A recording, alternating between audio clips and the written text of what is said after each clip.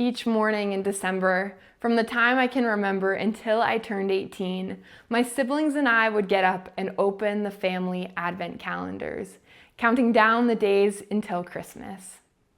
There was the felt tree with the little ornaments, each one in its numbered pocket. There was the Playmobil Santa's village that came more and more alive the closer we got to Christmas. And there was the tiny stocking that my parents filled with pieces of paper, listing a Christmas activity, one for each day. It was magical. It was wonderful. From a young age, I learned what it means to anticipate. But when I moved out, the Christmas season started to lose its sparkle. As a student, December was marked by papers and final exams. If I was anticipating anything, it was being done another semester. And now, as a working person, I find that December flies by without much thought. It's just another month, but with gifts to buy and events to attend. What I anticipate now is its end, because at its end, I'll get a few days off and time with family. And yet, each year, I do find myself longing for more. This weekend marks the beginning of Advent. Derived from the Latin adventus, Advent means coming. It's a season of preparation in anticipation, not simply for Christmas Day, as our chocolate calendars would suggest, but for the coming of Jesus himself. In her book, Advent, Tish Harrison Warren explains that during Advent, we actually celebrate three comings. The coming of Jesus as a baby, the coming of Jesus in the present, and Jesus' second coming. And she argues that while we celebrate all three of these comings, Advent's primary focus isn't the birth of Jesus, but his return. She says Advent is uncomfortably and unavoidably apocalyptic, more concerned with a vast cosmic battle than dashing through the snow in a one-horse open sleigh. Can you imagine if on our mantles we had not nativity scenes with shepherds and wise men, but battle scenes with Jesus riding in on a white horse? It would certainly spark conversation. This month, we will celebrate the birth of Jesus, rejoicing in the reality of God with us. But what if we also turned our attention to Jesus' return? How might it change the way that we approach this season? Our passage for today opens with the response to a question. Jesus has been speaking with his disciples about the future, about what they can expect. And like many of us, they were curious about his return and about the end of the world. And so they asked him this question. Tell us, when will this be? What will be the sign of your coming and of the end of the age? And Jesus, giving them what is perhaps the most unsatisfactory answer to any question, says, but about that day and hour, no one knows. The angels of heaven don't know. The Son doesn't know.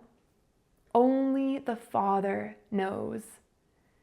And I think it's important that we pause here because this teaching is often easily forgotten. Long before any of us were born, people have been projecting the end of the world. They point to famines, wars, the alignment of certain stars, and natural disasters. They proclaim the end of the world will happen on such and such a date. But when that day comes and goes and the earth is still revolving, another is chosen, and then another and another. I don't know why we do it. I'm not sure what the fascination is. Perhaps it's mere curiosity, perhaps it's fear, perhaps it's control. What it is for certain, though, is arrogant. It's arrogant to say Jesus is coming back on this day. Or even more broadly, Jesus is coming back in my lifetime. He might, and we wait with eager anticipation, but we don't know. Jesus himself, as he lived among us on earth, fully God and fully human, did not know. But Jesus doesn't leave us completely in the dark. While about this one thing we can't know, there is much that we can know. And what we know is this, that Jesus will return and that his return will be sudden. Thus, instead of spending our time speculating, we ought to spend it keeping watch. When Jesus tells his disciples about his return, he compares it to the days of Noah. At that time, everyone was doing as they normally do. They were going about their lives, eating and drinking and getting married. Everyone, that is, except Noah. You see, God told Noah that he was going to flood the earth, and he gave him a project to build a boat. Now, a boat is an understatement. What God essentially told Noah to do was to build a cruise ship for Disney's Animal Kingdom. It would be a zoo on water. And Noah, filled with faith, didn't question, but started building. I imagine that Noah was the laughingstock of the community. I imagine his neighbors, "Hey Noah, how's the boat?" "Hey Noah, my knee hurts. I think it might rain." But Noah pressed on. And when the rain did come, he was ready. But his neighbors, they were not. They didn't heed the warning, and they lost everything, right down to their very lives. Noah didn't know the day or the time, but he knew that the flood was coming. In a similar way, we know neither the day or the time, but we believe and we trust that Jesus is coming. I wonder if this Advent season we will be like the unrighteous people or like the righteous Noah. Will we be so wrapped up in the season that we forget what it's all about? Eating and drinking and buying gifts? Or will we take seriously the words of Jesus and be prepared for his coming? Jesus goes on and says, "Then two will be in the field. One will be taken and one will be left. Two women will be grinding meal together. One will be taken and one will be left." These two verses are at the heart of conversations about the rapture. There are all sorts of theories about who will be taken and who will be left. But once again, the point is not who will be left behind, but that one will be prepared, the other will not. At the coming of Jesus, there will be Noahs who are attuned to the things of God, who are keeping watch. And there will be Noah's neighbors who are living in their own world, doing as they please, doing as they've always done. The question for us here today is, how do we keep watch? How do we keep awake?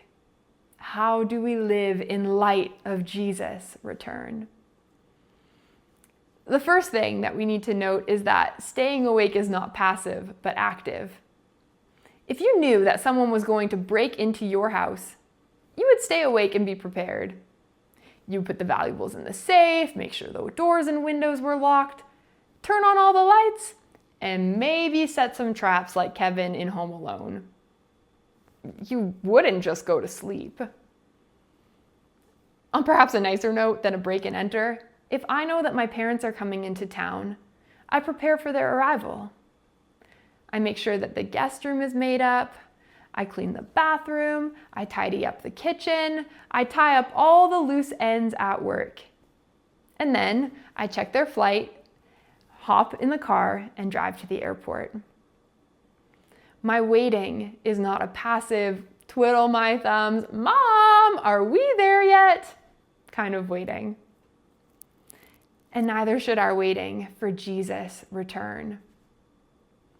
While Jesus doesn't give his disciples an exact date for his return, he does charge them to live well, to live with intentionality. In the teaching that follows our passage, Jesus tells them what it means to keep awake. He says, work hard, don't be lazy, be good stewards of the gifts that have been given to you, of your money, time, talents. And in all this, be mindful of others. Care for them as you would care for me. If someone is alone on Christmas, invite them to join you and your family. If your neighbor is sick, shovel their driveway when you shovel yours. When you buy gifts for your children, buy an extra for a family without means. Not knowing when Jesus will return is not our excuse, but our motivation. We are the light of the world. We are a people who have great hope. And we have been entrusted with good news. And the good news is this, that Jesus came to save us from our sin, and that he will come again to make all things new. In Revelation, John says, "And I heard a loud voice from the throne saying, 'See, the home of God is among mortals.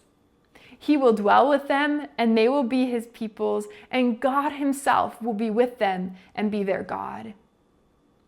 He will wipe every tear from their eyes. Death will be no more. Mourning and crying and pain will be no more, for the first things have passed away.' And the one who was seated on the throne said, 'See, I am making all things new.'" This is what we anticipate. This is what we long for. In a world filled with trouble, earthquakes, hurricanes, food insecurity, war, sickness, disease, homelessness, abuse of power, relational discord, and death, we await with hope the return of Jesus. And we know from experience that waiting is not easy.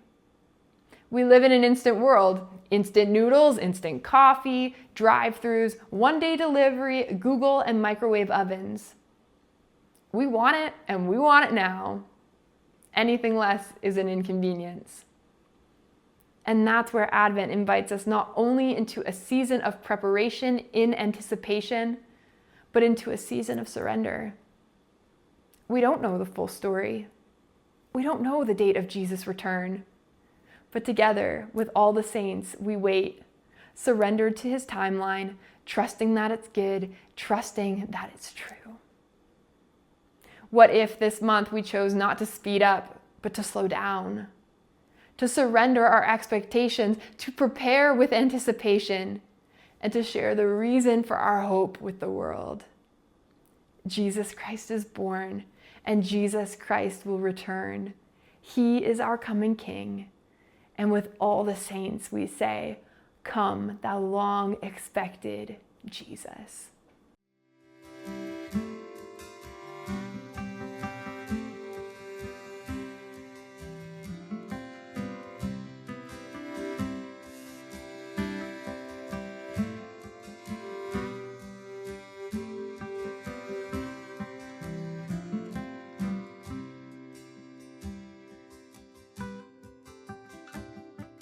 Come, thou long-expected Jesus, born to set thy people free from our fears and sins. Release us, let us find our rest in thee.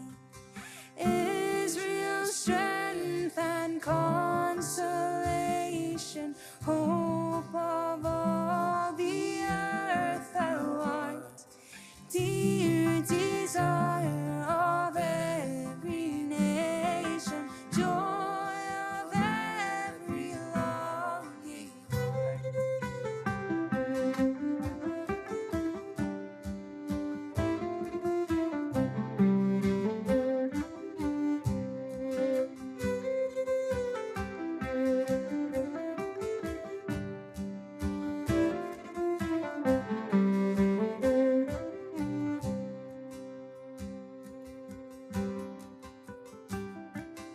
Born thy people to deliver, born a child and yet a king, born to reign in us forever. Now thy gracious kingdom bring, by thine own eternal Spirit, ruling all our hearts alone, by thine own sufficient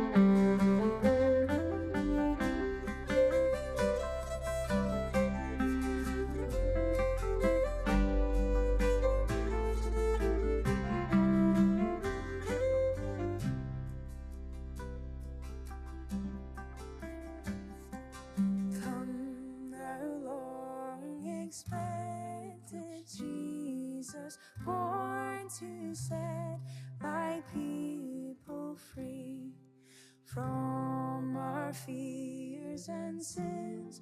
Release us, let us fight our